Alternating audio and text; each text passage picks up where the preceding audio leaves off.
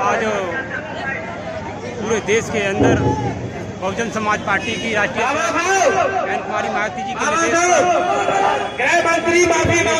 प्रदेशों के अंदर मुख्यालयों पर राष्ट्रपति के नाम जिलाधिकारी के महोदय द्वारा राष्ट्रपति को ज्ञापन सौंपा गया है। इसमें परम पूज्य बाबा साहब का अपमान केंद्रीय गृह मंत्री अमित शाह द्वारा किया गया है। उसके उपलक्ष्य में बहुजन समाज पार्टी की राष्ट्रीय अध्यक्ष के निर्देश पर पूरे देश के अंदर बहुजन समाज के लोगों ने इसका विरोध करते हुए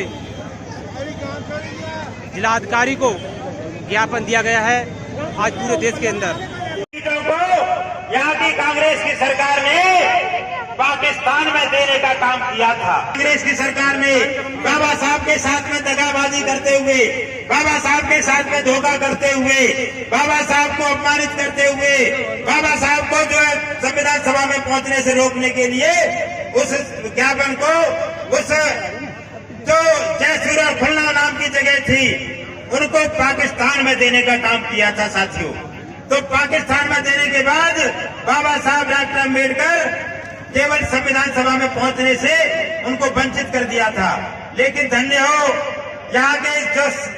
जो दूसरे जो लोग हैं, साथी हैं, उन्होंने बाबा साहब के लिए अपनी जगह खाली की और बाबा साहब संविधान में पहुंचे। और जब बाबा साहब संविधान में पहुंच गए थे तो बाबा साहब को संविधान में पहुंचने के बाद साथियों जो चीज है,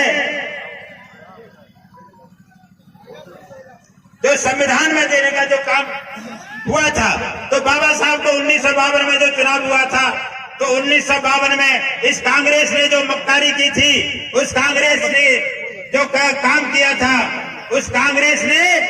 बाबा साहब को 1952 के पहले लोकसभा चुनाव में हराने का काम किया था। और इतना ही नहीं साथियों, 1954 में जब दूसरा उपचुनाव लड़ा बाबा साहब ने, क्योंकि बाबा साहब नहीं चाहते थे किसी भी तरीके से,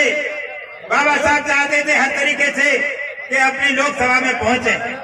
लोकसभा में पहुंचने के लिए बाबा साहब ने उपचुनाव लड़ा, लेकिन इस कांग्रेस के लोगों ने, कांग्रेस के गद्दार लोगों ने, जो आज बाबा साहब की फोटो लिए के फिरते हैं, उन्हीं कांग्रेसियों ने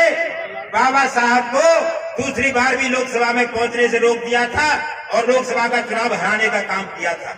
तो ये जो आज का दौर है, माननीय काशीराम साहब ने संघर्ष किया कांग्रेस के खिलाफ। और जब अगर कांग्रेस